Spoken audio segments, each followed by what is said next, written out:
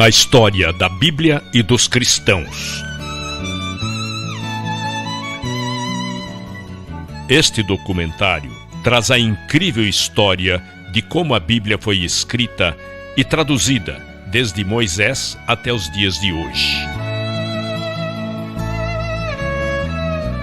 Foi muitas vezes queimada, banida e ridicularizada por décadas, desde a época dos imperadores romanos e monarcas ingleses.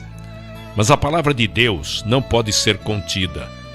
Grandes estudiosos da palavra, tradutores, reformadores, pregadores e escritores, pessoas inspiradas por Deus, lutaram e deram suas próprias vidas para proteger a Bíblia e levar a mensagem de salvação e esperança a todas as pessoas através dos séculos. A Bíblia levou 1.600 anos para ser escrita e 40 autores a escrever em 3 línguas diferentes. A Bíblia começou sendo feita oralmente por Deus e depois escrita por Moisés. Essas pessoas eram ungidas e falaram por Deus. Tudo que foi escrito não foi dado por vontade humana, mas veio da vontade de Deus. Tudo que foi escrito foi dividido em 2 testamentos, reunidos em 66 livros, 39 livros do Velho Testamento e 27 livros no Novo Testamento.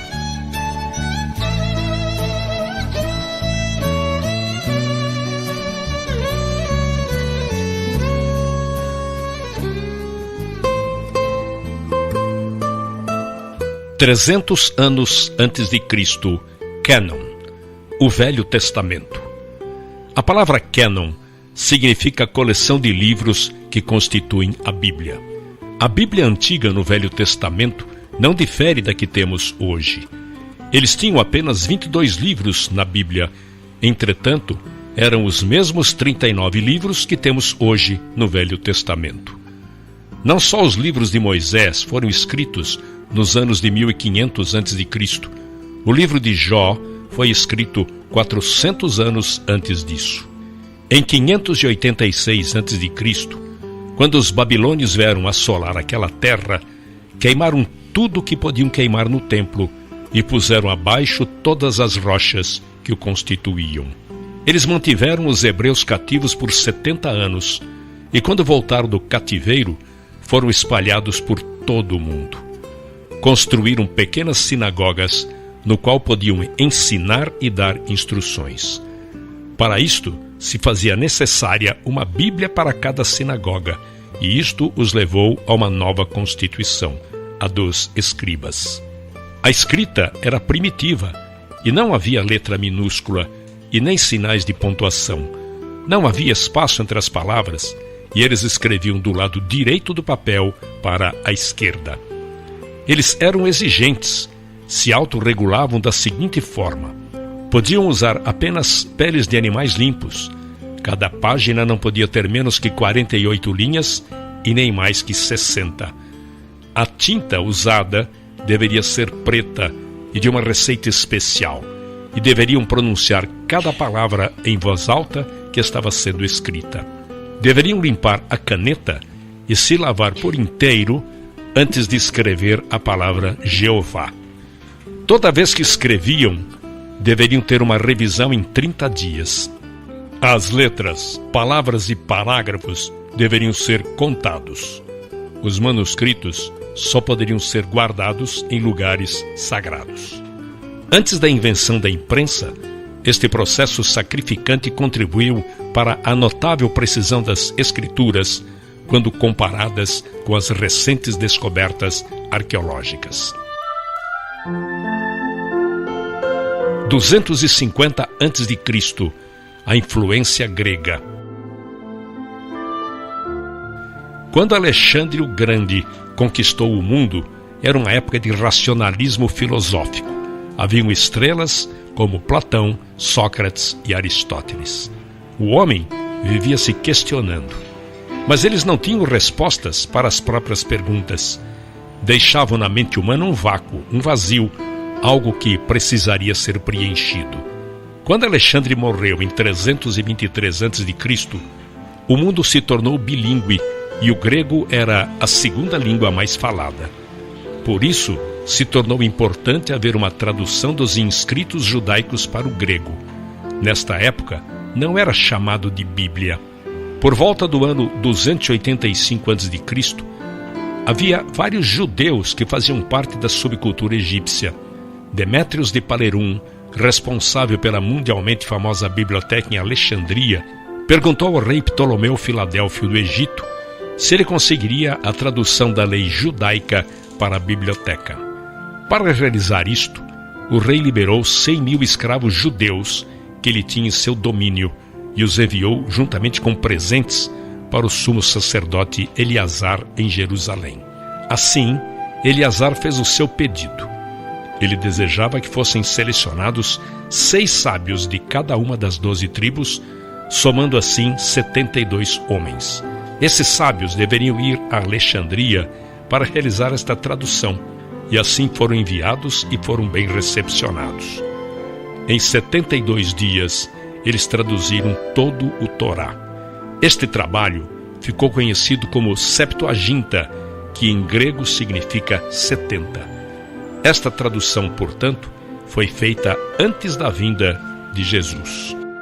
No período de 300 a 400 anos antes de Cristo, praticamente não existia mais profetas, e a palavra de Deus era escassa. Por isso, alguns livros escritos neste período foram considerados apócrifos ou não canônicos, por não serem considerados inspirados por Deus. 0 antes de Cristo a 90 depois de Cristo. A compilação do Novo Testamento. Se pegarmos o primeiro século e vermos os fatos, teríamos 3 situações. O primeiro seria o período da verdade viva, no tempo em que Jesus viveu. Suas palavras foram importantes. Ele era poderoso em palavras e atos. Suas palavras eram oráculos e seus atos milagres. O segundo período seria do ano 33 aos 50 depois de Cristo. Eles não se preocuparam em escrever, pois acreditavam que ele voltaria em breve. Mas quando se chega no período de 50 a 90 depois de Cristo, é o período da comunicação escrita. Foi nesta época que certas condições ocorreram que se exigia a escrita de cartas, e estas cartas se tornaram a base do Novo Testamento. Hoje, estes manuscritos do Novo Testamento estão guardados na Universidade de Manchester, na Inglaterra. A Bíblia nos foi dada em fragmentos e os paleógrafos tiveram que juntar vários fragmentos para que tivéssemos uma cópia completa.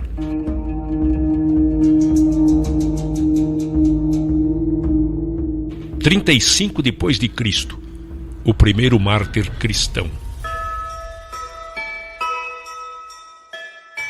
Havia-se passado 7 anos após a ressurreição de Cristo, e um problema surgiu entre as viúvas gregas e hebraicas. Selecionaram 7 homens, nos quais chamaram diáconos. Todos possuíam um nome grego. 2 deles se chamavam Filipe e Estevão. Estevão foi diante do Sinédrio acusando de terem assassinado o Messias e, baseado numa passagem de Isaías, afirmava que Deus não habitava em um único lugar. Levantou ira tanto aos saduceus quanto aos fariseus. Eles o apedrejaram. Ele foi o primeiro mártir. Desde então, muitos cristãos passaram a ser apedrejados e martirizados. 45 a 68 depois de Cristo. Os inscritos de Paulo. Paulo abriu caminho para as igrejas dos gentios. Seu trabalho foi incansável por 30 anos. Escreveu a grande maioria das epístolas do Novo Testamento, muitas delas escritas na prisão. Foi muitas vezes chicoteado e morreu nas mãos do imperador Nero. Pedro foi crucificado, embora não se achasse digno de ser crucificado da mesma maneira que foi Jesus. Tomé morreu queimado na Índia por causa da sua fé. O único apóstolo que escapou do martírio foi João.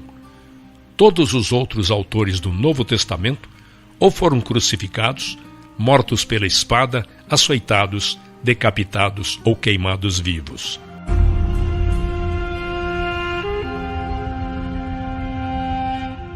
A expansão. Entre os anos 100 e 450 depois de Cristo, houve uma grande expansão do cristianismo em Roma.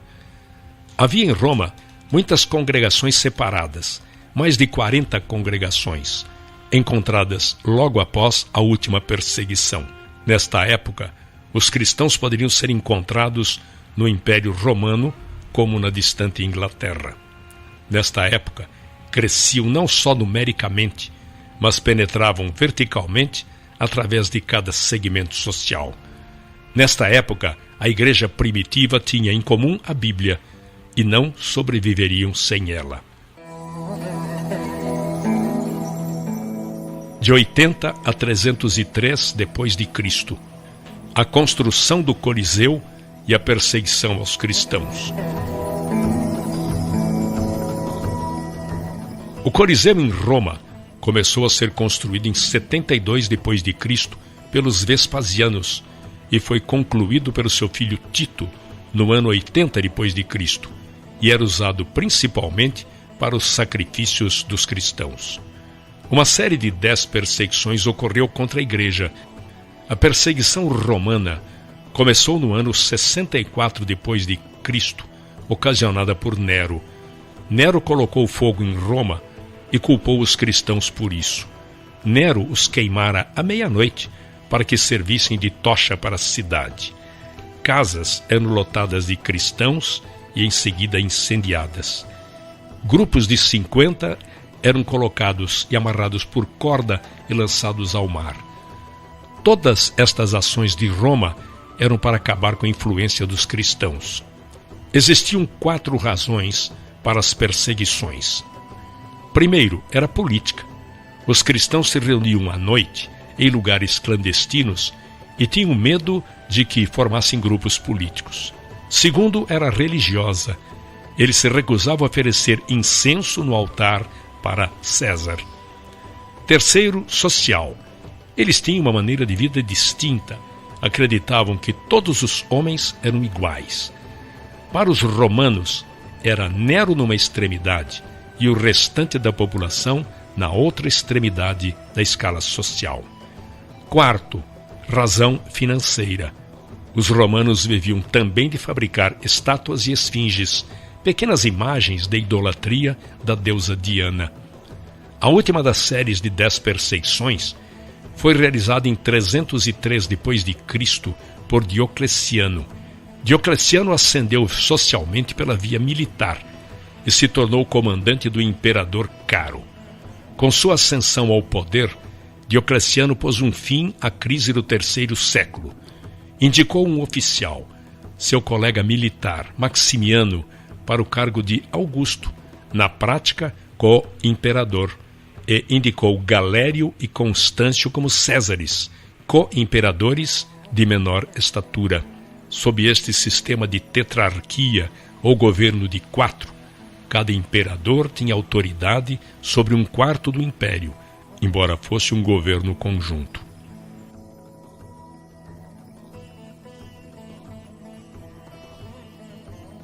A grande perseguição. A perseguição de Diocleciano foi a última e talvez a mais sangrenta perseguição aos cristãos no Império Romano. Em 303, estes imperadores, os tetrarcas, emitiram uma série de éditos em que revogavam os direitos legais dos cristãos e exigiam que eles cumprissem as práticas religiosas tradicionais. Ele decretava fim de todas as reuniões, deposição de todos os oficiais, o encarceramento de todos aqueles que insistiam com a desobediência. Todos os livros escritos deveriam ser confiscados e queimados. Houve uma grande destruição dos escritos nesta época. Exigiam o sacrifício universal, ordenando a realização de sacrifícios às divindades romanas. Embora as leis voltadas às perseguições estivessem sendo anuladas por diversos imperadores nas épocas subsequentes, o fim das perseguições aos cristãos foi marcado pelo Édito de Milão de Valério Licínio e Constantino. Foram 241 anos de perseguições, mas mesmo diante de tal situação, os cristãos cresciam grandemente.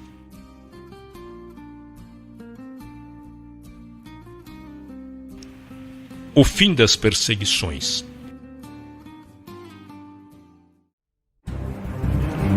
Constantino I, ou Constantino o Grande, entrou para a história romana como o primeiro imperador romano a se converter ao cristianismo.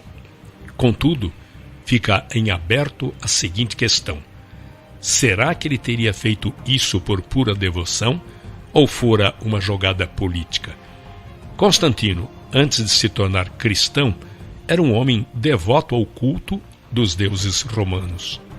No ano de 312, na noite anterior a uma batalha, Constantino tivera um sonho, no qual aparecia uma cruz e nela estava grafada a seguinte frase: sob este signo vencerás.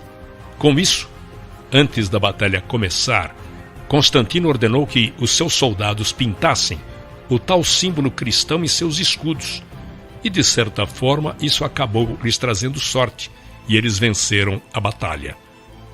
Outras versões dizem que não fora um sonho, mas uma visão. Constantino, andando pelo acampamento, teria visto uma cruz no céu. Depois desta vitória, Constantino mostrou interesse em se converter ao cristianismo. Em 313, Constantino, juntamente com o novo imperador do Oriente, assinaram o Édito de Milão, no qual proibia a perseguição aos cristãos e legaliza o culto dos cristãos. A fundação de Constantinopla e união da Igreja e governo. Em 330, ele fundou a cidade de Constantinopla como sua nova capital para o Império, e ela se tornaria no futuro o principal centro intelectual e cultural do mundo cristão. Assim, Constantino decretou a construção de uma nova capital, nas margens do Bósforo, onde havia a antiga fortaleza grega de Bizâncio, num ponto de grande importância estratégica. A nova cidade, que recebeu o nome de Constantinopla, isto é, Cidade de Constantino, foi concebida como uma nova Roma e rapidamente se tornou o centro político e econômico do Império. Sua criação teve repercussões também no plano eclesiástico. Enquanto em Roma a Igreja Católica adquiriu mais autoridade, em Constantinopla o poder civil controlou a Igreja. A mudança da capital imperial enfraqueceu a influência do Papado de Roma e fortaleceu a influência do Bispo de Constantinopla sobre o Oriente, um dos eventos notáveis que provocariam futuramente o grande cisma do Oriente. Constantinopla é o antigo nome da cidade de Istambul, na atual Turquia. –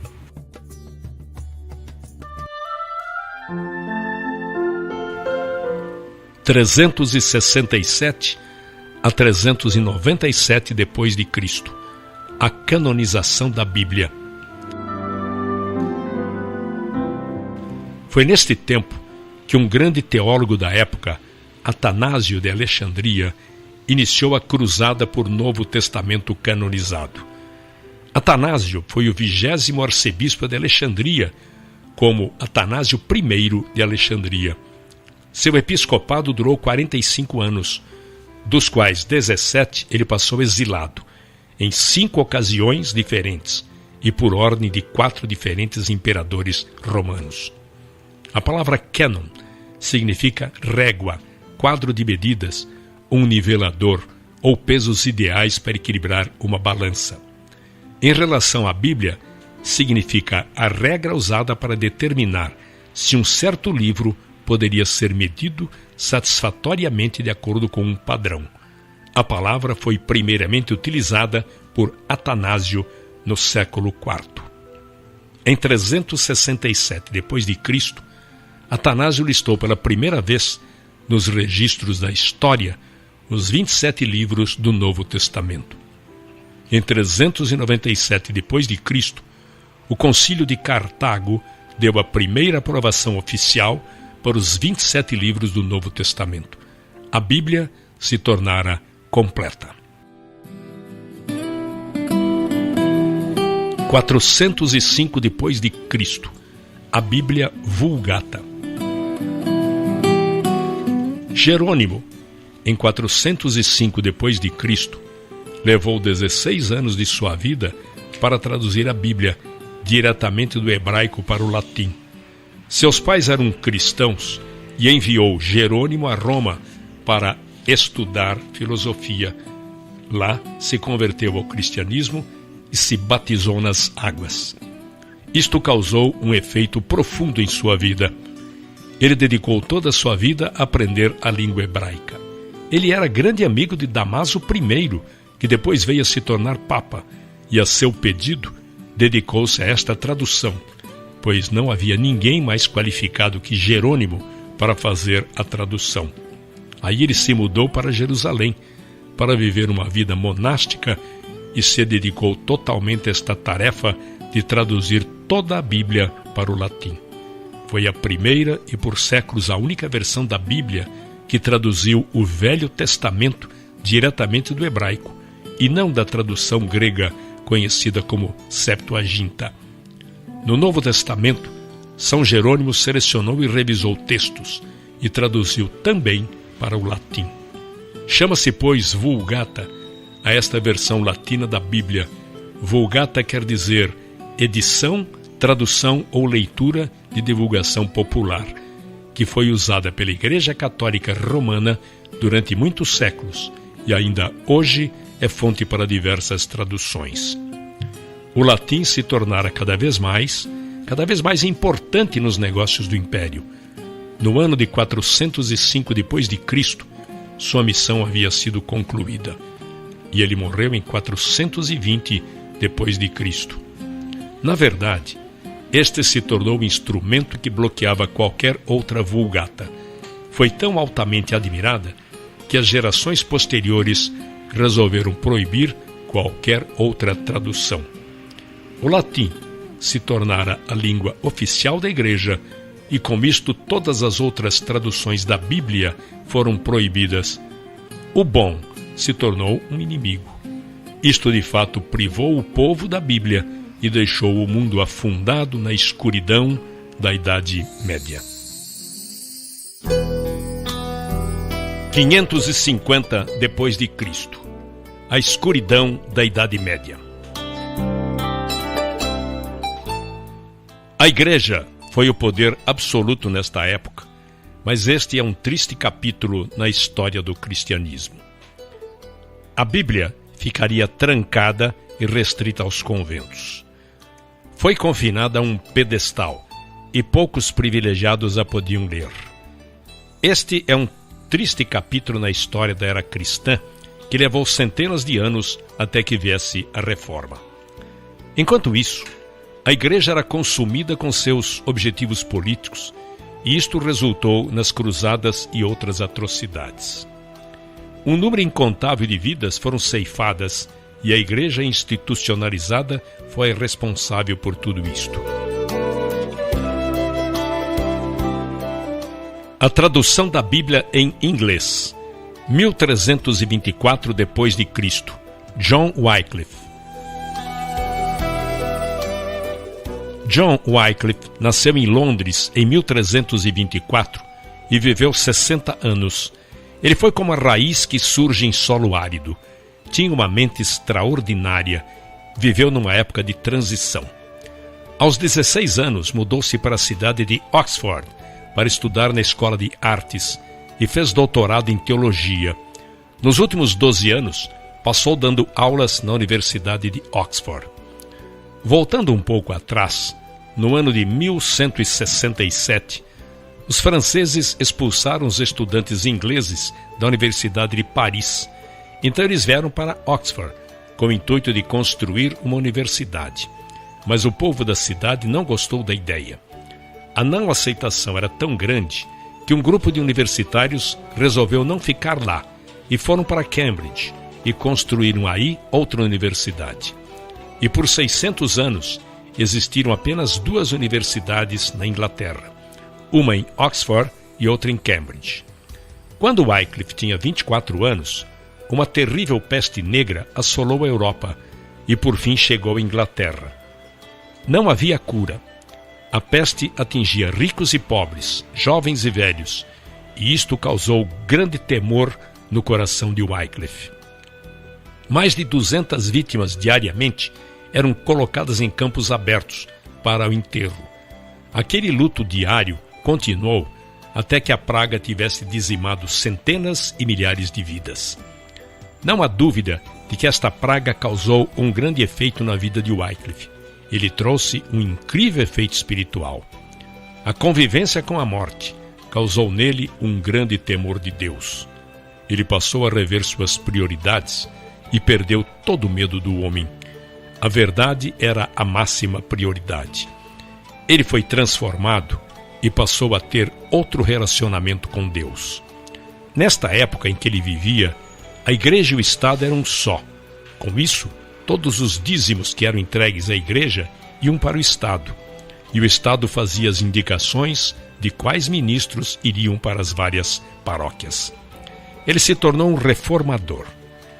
Segundo ele, o que era certo, e o que era errado, errado, e discordava das muitas práticas da igreja. Assim, nasceu o reformador. 1351 a 1372 depois de Cristo, a Guerra Fria. Nesta época, havia uma guerra fria entre a cidade de Roma e a cidade de Oxford. Existiam 2 frentes de batalhas. A primeira era no campo da política. Todos os cargos políticos importantes eram ocupados pelos membros do clero, e muitos eram estrangeiros, na maioria vindos de Roma.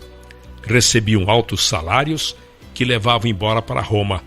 Muitos nem tinham pisado em solo inglês e recebiam altos salários que eram levados até eles.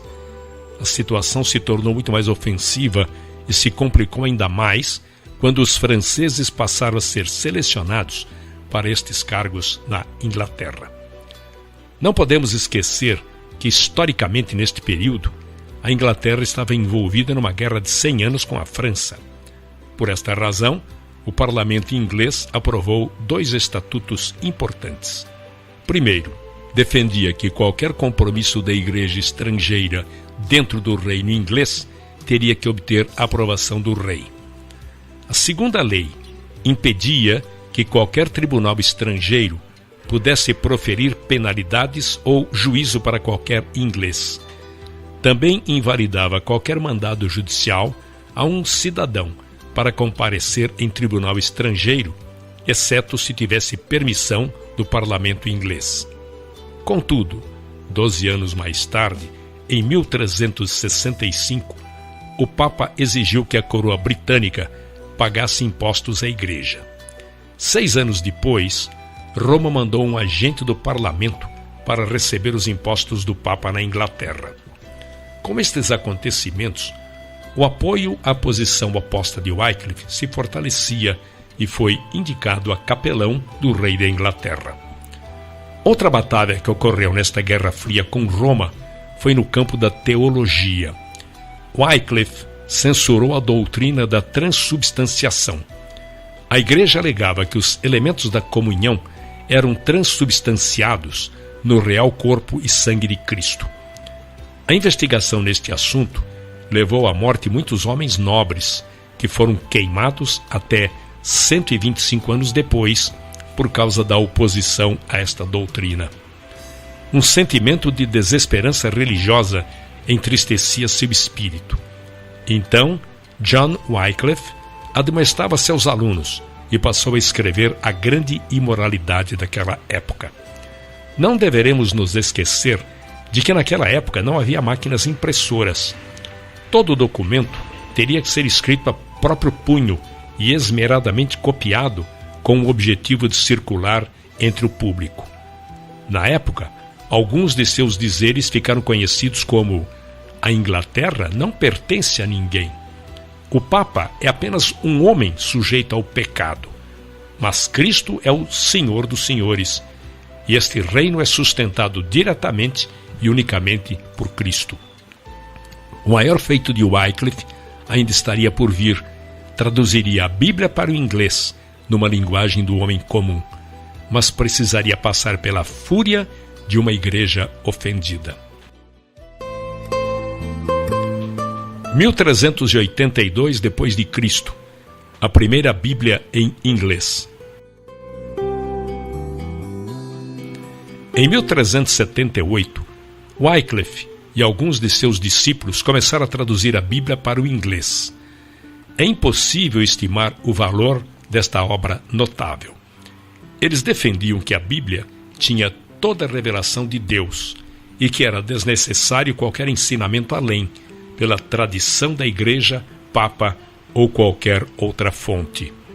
Além disso, qualquer outra autoridade, tradição ou papas deveriam ser analisados através das Escrituras, que tivessem livre acesso à Bíblia para todos os cristãos até aos plebeus, e por fim que a Bíblia fosse traduzida para a linguagem comum do povo.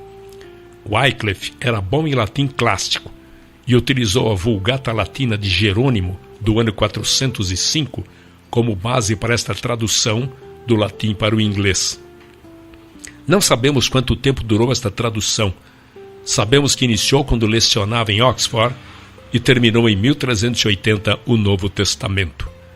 Wycliffe sabia que terminaria seus dias numa masmorra, numa das 7 colunas de Roma ou numa fogueira em Londres. Em 1382, concluiu o Velho Testamento. Pela primeira vez, o povo da Inglaterra teria a Bíblia em sua própria língua. Para reproduzir uma de suas Bíblias, toda escrita à mão, levou 10 meses. Estas Bíblias custavam algo de 30 a 40 libras, ou seja, 9.600 centavos. Lembre-se de que, nesta época, uma galinha poderia ser comprada por 2 centavos e um porco por 4 centavos. As pessoas traziam um peso de feno para poder adquirir o Novo Testamento por um dia. Alguns davam o valor de um dia de trabalho para pagar uma página da Bíblia. Através de Wycliffe, foi liberada uma força incrível na Inglaterra e trouxe luz à escuridão. Os discípulos de Wycliffe pegaram a Bíblia traduzida por ele e como uma semente a plantaram por toda a Inglaterra. Em 1428, seus ensinamentos se alastraram de tal forma que a Igreja censurou seus escritos, desenterraram seus ossos, os queimaram e os lançaram num rio. Eles queriam apagar de uma vez por toda a influência de sua heresia. A partir deste evento, a palavra de Deus atingiu os confins da terra na época. As suas ideias tiveram grande influência no continente europeu. Alguns de seus discípulos e alunos de Oxford levaram cópia para Boêmia, onde hoje é a Tchecoslováquia. Lá foi o berço de um grande movimento cristão, conhecido como Irmãos da Morávia, ou Igreja dos Moravianos. 1395 a 1536 depois de Cristo. Mártires da Bíblia. Após a morte de Wycliffe, seus seguidores continuaram a seguir independentes da Igreja Romana. Eles acreditavam no sacerdócio de todo e qualquer fiel, que era perfeitamente possível realizar sacramento sem autoridade de um bispo. E além disso, havia um tremendo contraste entre os seguidores de Wycliffe e os sacerdotes romanos. Os seguidores de Wycliffe eram pessoas pobres. Os sacerdotes romanos tinham uma opulência que os tornavam claramente contrastantes. Quando saíam para pregar, pregavam usando a linguagem do povo. Já os sacerdotes romanos realizavam os cultos na língua morta do latim. Isto proporcionou que a Bíblia fosse rapidamente disseminada na Inglaterra. tornaram-se tão fortes e corajosos que passaram a pregar cartazes com lemas em todos os lugares. Em 1395, fizeram uma solicitação ao Papa para abolir o celibato, a transubstanciação, as preces aos mortos e oferendas às imagens. Na verdade, eles pegaram um folheto escrito por Wycliffe sobre as 12 conclusões e os pregaram em todos os locais públicos, incluindo a Catedral de São Paulo e a Abadia de Westminster. Isso causou um alvoroço entre os bispos e o clero e significava uma blasfêmia contra a Igreja. Em 1399, o bispo de York associou-se ao rei Henrique VI. Foi ele quem indicou e colocou a coroa neste novo rei. E disse para ele que, para consolidar o trono, teria que conciliar o clero e sacrificar os lollardos. Lollardos era um termo ofensivo dado aos seguidores de Wycliffe e significava resmungões. O rei Henrique respondeu que seria o protetor da igreja. 2 anos depois, em 1401, o ato de queimar hereges foi sancionado pelo parlamento. Após 2 dias da aprovação deste projeto de lei, começaram a acender fogueiras nos campos de Londres para que queimassem vivos aqueles que não se retratassem. Um enorme, nobre exército de cristãos morreu queimado por exercerem sua fé por toda a Inglaterra durante os próximos anos. Mesmo assim, 125 anos mais tarde, os cristãos ainda eram tão numerosos e ativos quanto foram na época de Wycliffe e começaram uma reforma que literalmente viraria a Europa de cabeça para baixo.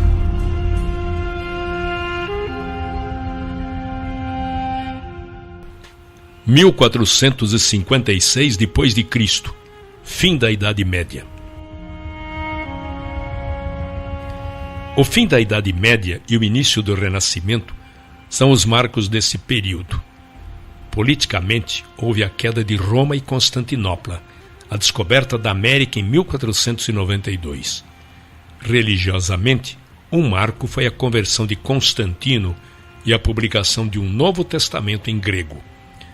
A queda de Constantinopla foi um evento histórico, que, segundo alguns historiadores, marcou o fim da Idade Média na Europa e também decretou o fim dos últimos vestígios do poderoso Império Romano, agora dividido e chamado de Império Bizantino. A conquista da capital Constantinopla pelo Império Otomano, sob o comando do sultão Maomé II, ocorreu em 29 de maio de 1453.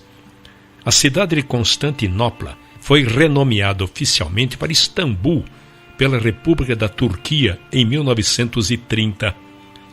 Apenas 3 anos após a queda de Constantinopla, a primeira Bíblia foi impressa em Mayence, na Alemanha, em 15 de agosto de 1456.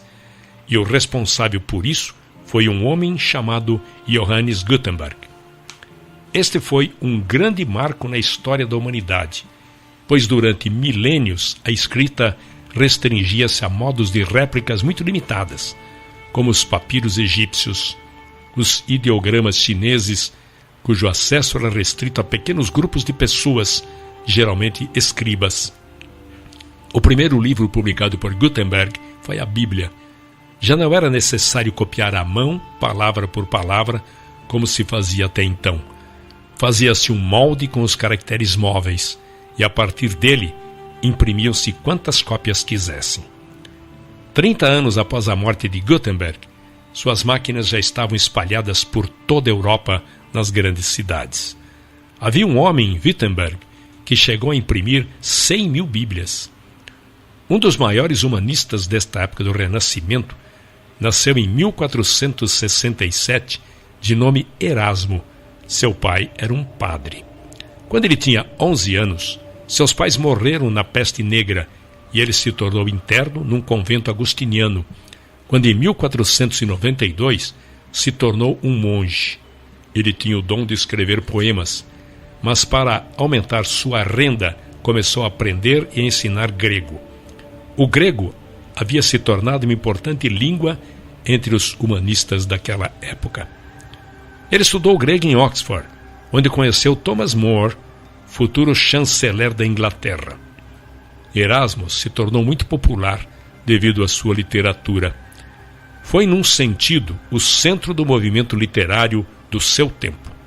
Ele se correspondeu com mais de 500 homens de grande importância no mundo político e do pensamento. Escreveu o Manual do Cristão Militante, obra mundialmente conhecida e que serviu de incentivo e apoio para os reformistas da época. Outra obra conhecida foi O Elogio da Loucura. Eram obras que expressavam uma análise da igreja no seu tempo. Os seus escritos alimentavam o que posteriormente dividiria a igreja. A mais importante obra que escreveu em toda a sua vida foi a tradução da Bíblia do latim para o grego. Foi no ano de 1516. Ele terminou o Novo Testamento em grego, quando lecionava no Queen's College em Cambridge. Depois, agrupou em uma página dividida em dois. Em uma metade, ele colocou o texto em latim, e na outra metade, suas traduções em grego. Erasmo dedicou esta obra ao Papa Leão X. Isto lhe assegurou, em parte, certa simpatia da igreja e garantiu a ele a permissão de vender o produto. Esta obra caiu no chão como uma semente. Não há outra maneira de descrever, pois Martinho Lutero passou os olhos naquilo e traduziu do grego para o alemão de sua época, e deu a Bíblia para os alemães. Foi exatamente o que Zwingli e Calvino fizeram pelas pessoas que viviam na Suíça, e exatamente o que William Tyndale fez pelas pessoas que viviam na Inglaterra. Este texto foi o que serviu de referência para que o rei King James fizesse sua tradução em 1611. 1517 depois de Cristo, a Reforma. Um homem está acima de todos os outros quando se fala de reforma protestante: Martinho Lutero. Lutero foi o epicentro da ruptura com a Igreja Católica, mas exerceu também um papel vital na história da Bíblia. Martinho Lutero nasceu em 10 de novembro de 1483. Entrou para o monastério agostiniano, onde obteve o grau de bacharel em artes. Um ano depois, fez seus votos para se tornar professor de literatura bíblica. Lutero se indignou com muitas práticas exercidas pela Igreja Católica. Por exemplo, uma delas era a venda de indulgências. As indulgências eram uma forma de penitência paga. As pessoas compravam um pedaço de papel que lhes permitia o direito de cometer pecados. O grau de cada um era determinado pelo preço que pagavam. Foi a combinação desta e de muitas outras coisas que resultaram nas 95 teses afixadas na porta da igreja de Wittenberg em 1517. Nestas teses, ele atacava veementemente a igreja e discordava de qualquer doutrina que não fosse fundada nas Escrituras. Na Alemanha, em 1521, Lutero queimou publicamente a bula papal e a sua literatura se tornou bastante ativa. A obra mais importante de Lutero foi a tradução do Novo Testamento em grego de Erasmo para o alemão. Lutero não foi o único responsável pela reforma europeia. João Calvino foi o responsável por traduzir a Bíblia para o povo da Suíça. Se o luteranismo ou protestantismo nasceu em Wittenberg, então o presbiterianismo nasceu em Genebra. João Calvino era um teólogo francês, nascido em 10 de julho de 1509. Foi um humanista, nunca foi ordenado sacerdote. Depois de seu afastamento da Igreja Católica, foi porta-voz do movimento protestante, pregando em igrejas e acabando por ser reconhecido por muitos como padre. Fugiu para Genebra em 1536, onde faleceu em 1564. Genebra tornou-se definitivamente um centro do protestantismo europeu, e João Calvino permanece até hoje uma figura central na história da cidade e da Suíça. Quando Martinho Lutero escreveu suas 95 teses, em 1517, Calvino tinha 8 anos de idade e a forma de protestantismo que ele ensinou e viveu é conhecida pelo nome de calvinismo. Calvino era incomparável na área da doutrina. Em 1542, havia o surto da peste negra em Genebra. A peste negra permanecia um fenômeno incompreensível. Para lidar com a epidemia, era normal que se multiplicassem os casos de feitiçaria e de rituais para combater a peste. Assim, os rebeldes cristãos, os protestantes, eram perseguidos e acusados de bruxos e feiticeiros. Muitos eram queimados vivos, eram os culpados pelas desgraças e castigos de Deus. Não há dúvidas de que, quando se fala em reforma, pensamos na Alemanha de Martinho Lutero, na Suíça de João Calvino, na Escócia de John Knox e na Inglaterra, Thomas Bilney. Bilney nasceu por volta de 1495 na Inglaterra. Era aluno do Trinity College, especializado em direito canônico. Teve acesso à Bíblia proibida de Erasmo. Reunia-se num bar para estudar e discutir a Bíblia entre seus amigos. Muitos se tornaram seus seguidores. Um deles chamava-se William Tyndale, que posteriormente veio traduzir o Novo Testamento do grego para o inglês. William Tyndale foi um pastor protestante, mestre em artes pela Universidade de Oxford. Traduziu a Bíblia para o inglês moderno. Seu objetivo foi fazer o Novo Testamento, um livro tal que todo menino de arado pudesse tê-lo e se tornasse mais conhecedor das Escrituras que o próprio clero. Esta é uma frase de Tyndale que ficou muito conhecida. Apesar de numerosas traduções para o inglês, parciais ou completas terem sido feitas a partir do século VII, a Bíblia de Tyndale foi a primeira a se beneficiar da imprensa, o que permitiu uma ampla distribuição. Foi em Cambridge que Tyndale descobriu o poder regenerador da Bíblia. Lá se uniu ao grupo de estudos liderado por Bilney. Ele sabia que este despertar estava restrito a Cambridge, em função da cultura. Assim, a razão de sua vida e a causa de sua morte foi traduzir a Bíblia para a linguagem do homem comum. Tyndale era um excelente erudito em grego e também um grande debatedor das Escrituras. Uma vez, um religioso provocou Tyndale dizendo: melhor viver sem a lei de Deus do que a do Papa. Tyndale retrucou: eu desafio o Papa e todas as suas leis, se Deus poupar minha vida por muitos anos, e farei com que um menino que conduz o arado saiba mais sobre as Escrituras do que você. Tyndale ficou conhecido como o pai da Bíblia inglesa. Apelou para o bispo de Londres para que revogasse a lei contra os lollardos, que proibia o uso da Bíblia que não fosse latim, mas foi em vão. Tyndale então resolveu se exilar na sua terra natal e rumou para Wittenberg, na Alemanha, para terminar a tradução do Novo Testamento. Lutero e Tyndale ficaram amigos e ligados pelo mesmo lema, só nas Escrituras. A cidade se tornou um refúgio para o foragido. Em 1525, finalmente, conseguiram imprimir clandestinamente no interior da Alemanha algumas destas cópias finalizadas do Novo Testamento. Acharam que seria mais fácil contrabandear estes livros dentro de sacos de farinha que estavam sendo importados pela Inglaterra. Assim, milhares destas Bíblias de Tyndale estavam atingindo a costa da Inglaterra. Tyndale defendia as teses da Reforma Protestante, muitas das quais eram consideradas heréticas, primeiro pela Igreja Católica, depois pela Anglicana. As Bíblias, traduzidas por Tyndale, foram proibidas e banidas pelas autoridades.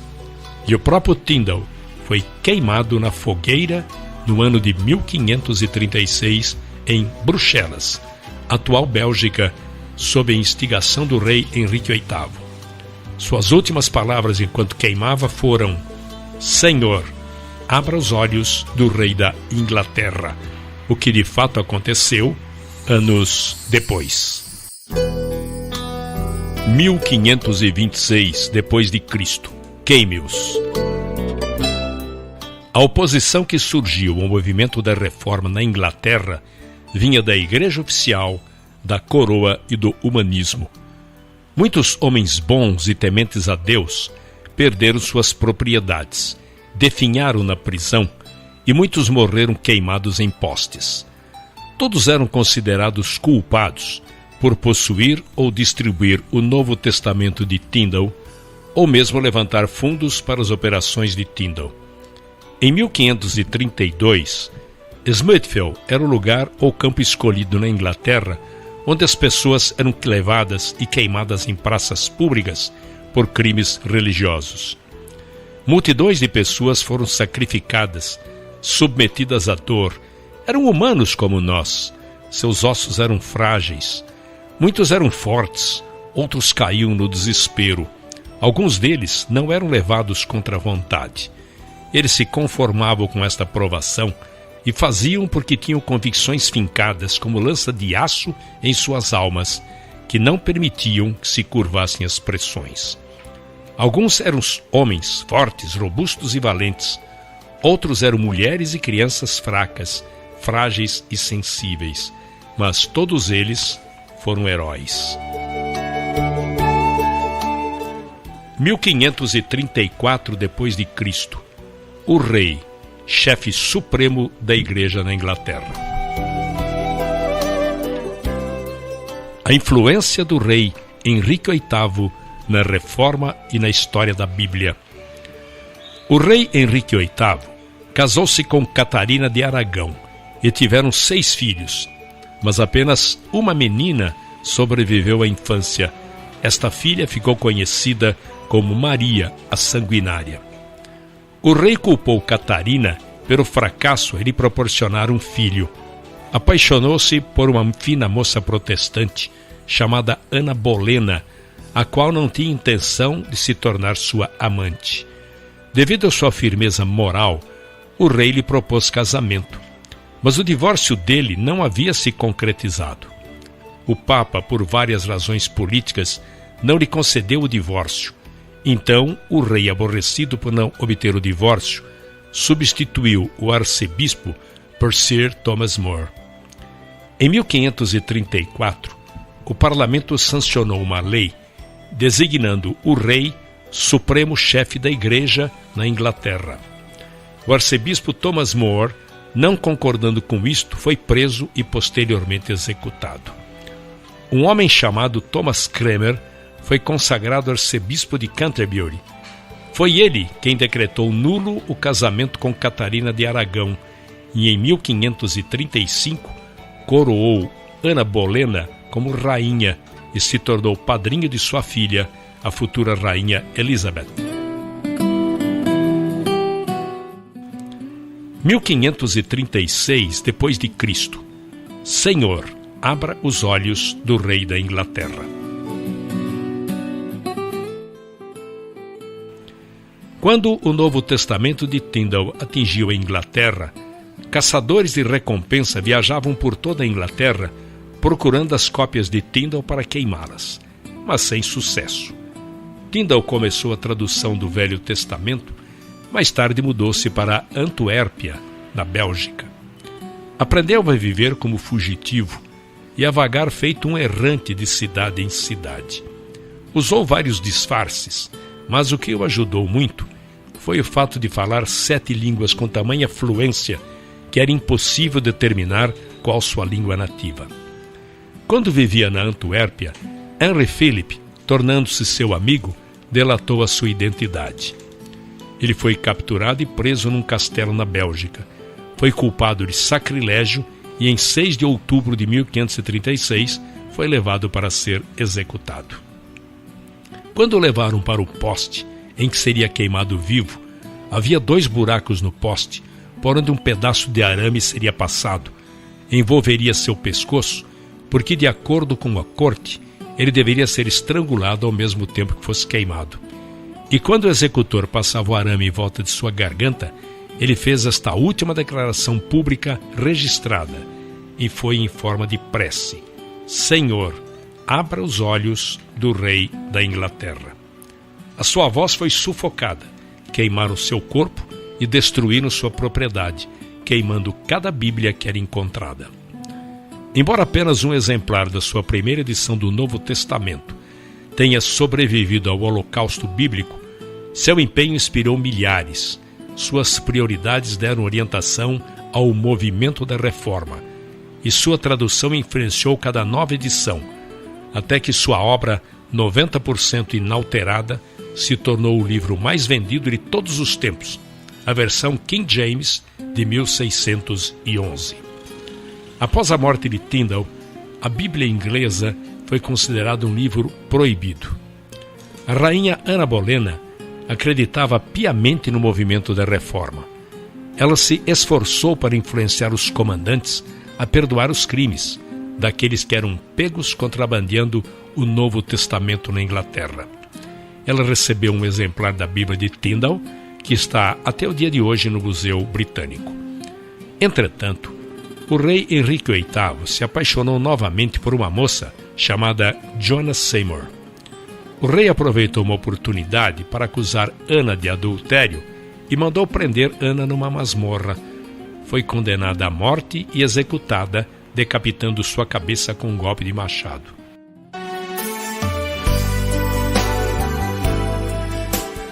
Em 1538 d.C., a primeira Bíblia autorizada.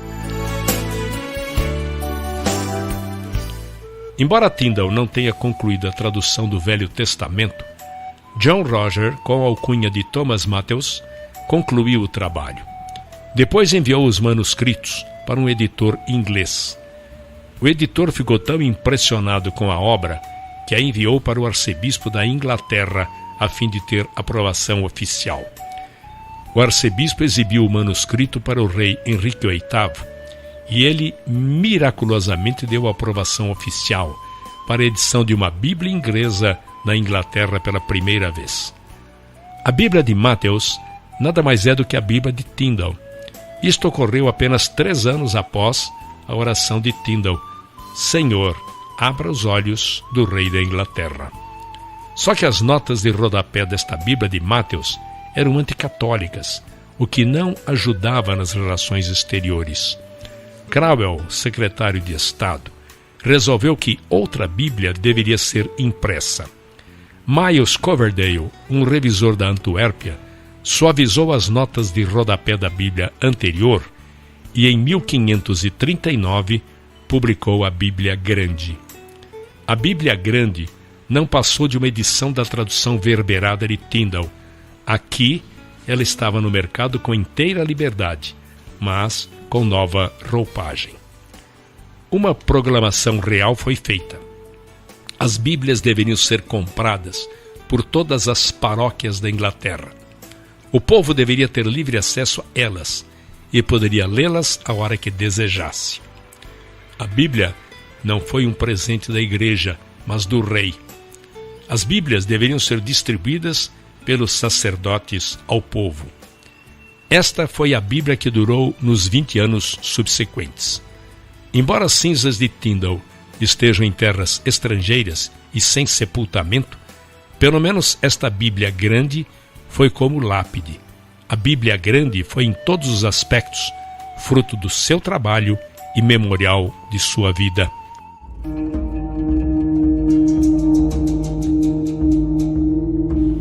A ira de Maria Sanguinária. Henrique VIII foi marido de 6 mulheres, amante de muitas concubinas e pai de muitos filhos ilegítimos. Apenas 3 filhos legítimos sobreviveram à infância: Maria, Elizabeth e Eduardo. Em 1546, Eduardo se tornou herdeiro do trono aos 9 anos de idade. Tinha ele influência da doutrina reformadora e era um verdadeiro protestante. Contudo, sua saúde era fraca e após 6 anos no trono, faleceu. A filha mais velha, Maria, assumiu ou herdou o trono. Foi totalmente oposta ao seu irmão. Era filha de Catarina de Aragão e tinha na sua mente as lembranças infelizes que ocorreram com sua mãe. Como o casamento de sua mãe foi considerado ilegal, ela foi tida como filha bastarda. Muitas vezes serviu de dama de companhia a sua irmã Elizabeth. Tinha 20 anos de idade quando sua mãe morreu.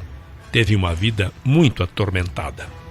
Maria apresentava um temperamento dócil no início de seu reinado, mas as atitudes e pressão mudaram. O fervor religioso se tornou evidente. Uma nuvem negra pairou sobre a causa dos reformistas na Inglaterra. Ela jurou vingança ao arcebispo Cranmer, que havia aprovado o divórcio de sua mãe com o rei, tornando-a ilegítima e mudado a religião da Inglaterra para o protestante. Prendeu todos os bispos que apoiaram seu pai. A leitura da Bíblia voltou a ser proibida na Inglaterra. E muitos reformadores migraram para outros países da Europa, como Genebra, na Suíça, pois muitos estavam sendo perseguidos, presos e queimados na Inglaterra.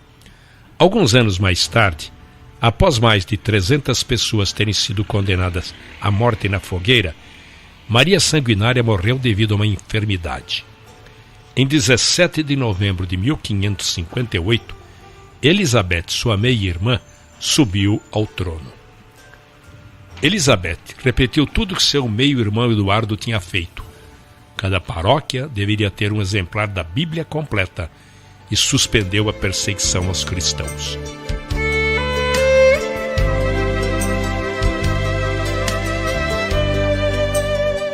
Em 1557 a 1586 depois de Cristo.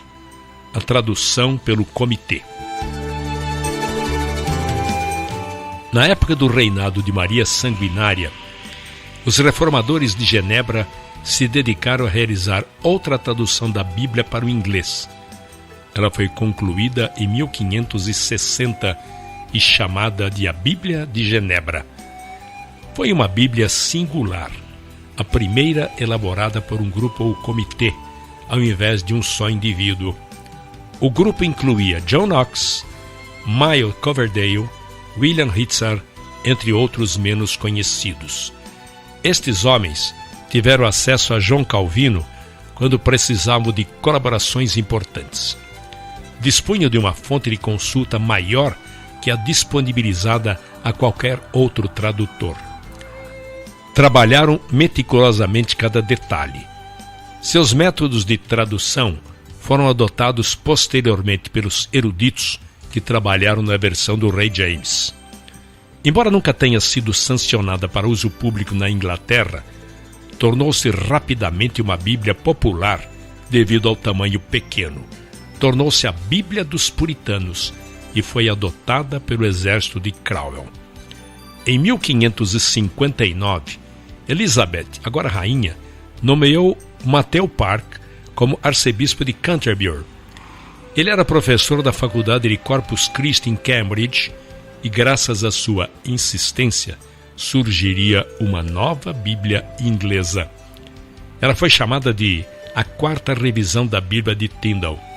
Também foi fruto de um comitê de 8 a 9 bispos e se tornou conhecida como a Bíblia dos Bispos. Achava-se que ela seria necessária devido à crescente busca pela Bíblia de Genebra. Na verdade, a Bíblia de Genebra estava tomando lugar na versão autorizada, que era a Bíblia Grande, e em segundo lugar, diminuía a autoridade dos bispos. Quando a rainha Elizabeth assumiu o trono e os reformadores voltaram a viver na Inglaterra, um movimento chamado Puritanismo teve início, resultado da influência de Calvino. O resultado foi a busca de uma nova maneira de administrar a igreja, pois estavam derrubando o respeito que as pessoas deviam ao clero. Então, o arcebispo Matthew Park achava que esta nova tradução poderia restaurar o seu prestígio. Esta tradução seguiu a Bíblia Grande nas partes históricas, e os livros proféticos carregavam a nítida influência da Bíblia de Genebra. Era onerosa e pesada. Seus termos eclesiásticos não eram apropriados ao homem comum. A Bíblia dos Bispos durou 40 anos, teve 20 edições, e foi considerada a mais fraca de todas as Bíblias.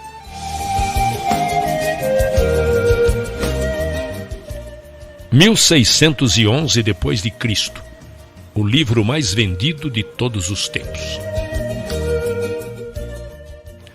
Elizabeth morreu, e como não deixou filhos, Jaime VI da Escócia, filho de Maria Stuart, se tornou herdeiro do trono inglês.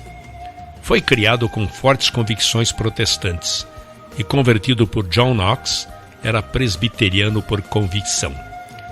Um grupo de pessoas lhe entregou uma petição milenar e tratava de uma petição de 800 puritanos, no qual pediam ao rei que abolisse certos rituais religiosos. Isto levou Jaime, primeiramente, a fazer uma investigação sobre estas solicitações, que supostamente estariam em desacordo com a Igreja. Em 1604, o Dr. John Reynolds, líder do grupo puritano, alegou que a existência da Bíblia dos bispos era a confirmação da inferioridade de outras traduções, quando comparada com a edição de Genebra. Seu argumento era incontestável. Ou a Bíblia de Genebra passaria a ser a versão autorizada, ou teria de ser elaborada uma edição melhor. A última sugestão mexeu com a vaidade do rei, e assim, em 22 de junho de 1604, o rei anunciou a escolha de 54 homens que trabalhariam sob a liderança de William Bancroft, bispo de Londres. O trabalho só começou 3 anos depois, com a nomeação de 47 tradutores. Eles foram divididos em 3 grupos, segundo os centros acadêmicos da Inglaterra: Oxford, Cambridge e Westminster. 2 comitês em cada local. Os livros foram separados e cada homem elaborava sua própria tradução. Em seguida, ela era submetida aos outros membros do grupo. Posteriormente, passava pelo crivo dos outros 5 comitês. Depois de revisada, era mandada a um comitê, composto por 12 maiores eruditos, que chegavam a uma conclusão na revisão final. Foi a maior tradução da época, obra dos grandes estudiosos daquela geração. Os conhecimentos do grego e do hebraico ampliaram-se intensamente. Este livro foi considerado a maior obra-prima da literatura inglesa, sem paralelo nas gerações anteriores e até mesmo posteriores. A Bíblia estava destinada a ser o livro mais vendido de todos os tempos.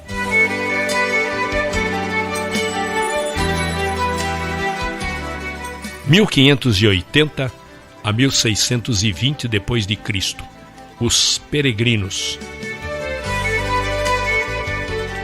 Em 1580, um jovem chamado William Brewster frequentava a faculdade em Cambridge. Adotou a doutrina dos puritanos. Brewster desempenhou papel fundamental na formação de uma nova colônia que formaria uma nação. William Brewster se tornou amigo de outro jovem cujo nome era William Bradford. Em 1602, eles andavam 19 quilômetros até um vilarejo chamado Gainsborough para louvar a Igreja Separatista. A congregação se considerava uma instituição independente e distinta, que deveria somente prestar contas a si mesma. Esta posição lhes custou a perseguição do Estado. Brewster, entre muitos congregados, seguiu para Amsterdã como exilado. Lá, Brewster se tornou médico. Nesta época, a Holanda era famosa pela tolerância religiosa e atraiu muitos grupos religiosos perseguidos. Lá se tornaram pessoas honestas, trabalhadoras e escrupulosas. Chegaram ao número de 100 pessoas. Como eram pessoas simples, solicitaram permissão para morar a 56 quilômetros da cidade de Leiden e fazer uma colônia entre eles. A permissão foi dada e permaneceram neste vilarejo próximo a Leiden pelos 11 anos seguintes. Foram modelo de caráter, chegaram ao número de 300. No decorrer do tempo, ficou evidente que teriam de se mudar mais uma vez. Eram muitos os fatores. Era difícil ganhar a vida nesse novo mercado. Os jovens estavam se alistando no exército dos Países Baixos e alguns cedendo às tentações da cidade. Pelo fato de serem uma minoria, corriam o risco de serem absorvidos pela comunidade. Para completar, a perseguição estava começando a alcançá-los. 2 livros escritos pelos peregrinos chegaram à Inglaterra e Jaime I queria levá-los a julgamento. Todas estas circunstâncias contribuíram para a escolha da nova terra. Existia um movimento de incentivo à migração, onde eles teriam direito sobre uma extensão de terra obtidos da London Company com direito à autonomia. Um grupo da Inglaterra se uniria a este grupo de Leiden na Holanda e cruzaria o Atlântico em 2 barcos, uma pinaça chamada Speedwell e um barco de 180 toneladas chamada Mayflower. A jornada ao Novo Mundo teve início em 5 de agosto de 1620. Devido às grandes turbulências e problemas que enfrentaram na viagem, 18 passageiros resolveram interromper a migração para a nova terra e retornaram. Foi resolvido que todos os que seguiriam dali para frente fariam num único barco, no Mayflower. 180 pessoas da igreja de Amsterdã migraram para Virgínia, nos Estados Unidos, em março de 1619, mas apenas 50 chegaram ao seu destino. O excesso de passageiros, as tempestades e as doenças fizeram com que esta viagem quase se tornasse uma tragédia. O Mayflower parou na enseada de Plymouth, em Collins Hill, em 1620. É interessante notar que a Bíblia que os peregrinos trouxeram para a Nova Terra não foi a versão Rei James, mas preferiram a Bíblia de Genebra. Foi das palavras desta Bíblia que tiraram determinação e força. A Bíblia foi o sustentáculo nos momentos de grandes dificuldades, e muitas dificuldades ainda estariam por vir. Devido ao rigor do inverno, os atrasos da viagem e as fúrias das tempestades que enfrentaram para atravessar o Oceano Atlântico enfraqueceram-nos de tal maneira que chegaram totalmente despreparados para o que os aguardavam. Os meses de janeiro e fevereiro foram especialmente difíceis. Conta-se que no fim de fevereiro, 31 pessoas haviam morrido, na maioria mulheres. A doença se abateu de tal forma sobre eles que a primeira casa que construíram foi transformada num hospital. Mesmo assim, tiveram problemas, porque os doentes eram em maior número do que as pessoas que teriam condições de cuidar deles. Em meados de março, o inverno rigoroso chegara ao fim. Estabeleceram uma colônia em Portugal. Havia um índio que falava fluentemente o inglês. Seu nome era San Josete. Ele lhes forneceu muitas informações sobre a terra. Foram apresentados também a outro índio chamado Squanton, que também falava inglês fluentemente. Este foi um nativo que havia sido capturado e vendido na Espanha, que conseguiu fugir para a Inglaterra e da Inglaterra conseguiu voltar para sua terra natal. Era o único sobrevivente da sua tribo. Apresentaram também outro líder nativo chamado Massasoit, que estava acompanhado por 60 de seus homens. O resultado foi um acordo de paz assinado entre eles que duraria pelos 50 anos seguintes. Posteriormente, o lugar onde se estabeleceram foi Plymouth Rock. Estes bravos e corajosos peregrinos, do jeito que puderam, se tornaram as sementes de uma nova nação. É preciso destacar que eles eram homens de carne e osso como nós. Sacrificaram seus bens, sofreram privações, resistiram aos sofrimentos, tudo por um propósito supremo.